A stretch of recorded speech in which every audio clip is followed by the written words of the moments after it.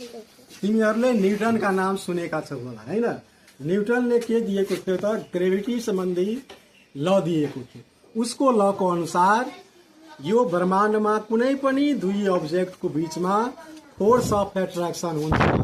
Force of एट्र्याक्सनकै कारण मानौ कि यो सूर्य छ भने सूर्यको चारैतिर पृथ्वी घुमिरहेको छ, के को कारण? फोर्स अफ एट्र्याक्सनको कारण। उसको भन्नु थियो कि कुनै पनि दुई वस्तुको बीचमा फोर्स अफ एट्र्याक्सन लाग्छ, फोर्स अफ एट्र्याक्सन लाग्छ। अब त्यसपछि आयो आइन्स्टाइन। आइन्स्टाइनका नाम पनि तिमीहरूले सुनेका होला हैन, धेरै ठुलो साइन्टिस्ट छ। उसले के भनेको थियो भने कुनै पनि ग्रेभिटीको कारण फोर्स अफ एट्र्याक्सन होइन, त्यो के हो त? मानव यो स्पेस छ, स्पेस टाइम कर्भेचरको कारण हुन्छ। अर्थात कुनै हेभी अब्जेक्ट छ, कुनै अब्जेक्ट मानौ कि यो सन छ, यो सनले के गर्यो त यहाँ राख्दा यसले यसलाई थिच्यो हैन। यो मास र इनर्जीको कारण यहाँ कर्भेचर भयो, कर्व भयो।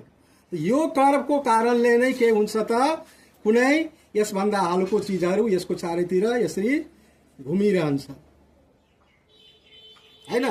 यो जुन ग्रेभिटीको कारण जुन छ त्यो यसको आइन्स्टाइनको अनुसार स्पेस टाइम कर्भेचर हो, न कि फोर्स अफ एट्र्याक्सन हो। स्पेस टाइम कर्भेचरको कारण के हुन्छ त ग्रेभिटी हुन्छ र यसरी अब्जेक्ट भारी अब्जेक्टको चारैतिर हल्को अब्जेक्ट घुमिरहन्छ।